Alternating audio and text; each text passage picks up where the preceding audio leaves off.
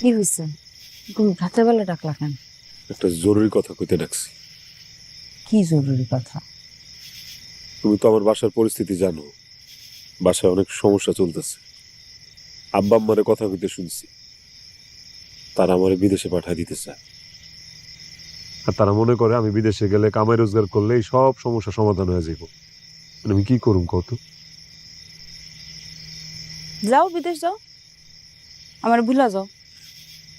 কি কইতেছস তুই? তোরে আমি ভুলে যাবো, এটা সম্ভব?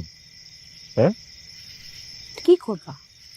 তুমি বিদেশ চলে গেলে আমি এখানে একলা কেমনি কি সামাল দিব? তুমি জানো না আমার বাড়ির কি খবর? নতুন করে কইতে হইব।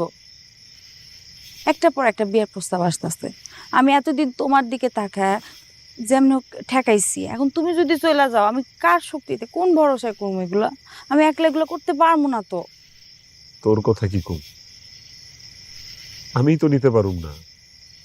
তুই অন্য কারো হবি এটা আমি মানতেই পারুম না, মইরা যাবো আমি।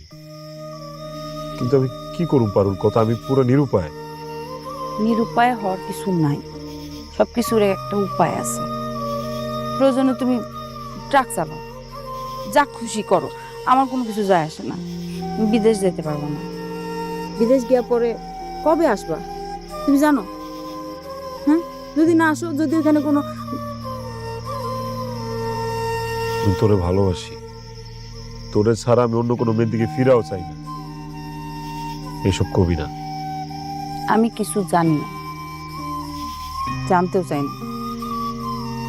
তুমি যদি দেশ যাইতে পারবো না, তুমি এখানেই থাকো আমার চোখের সামনে।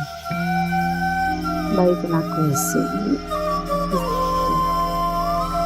মনে থাকে যেন।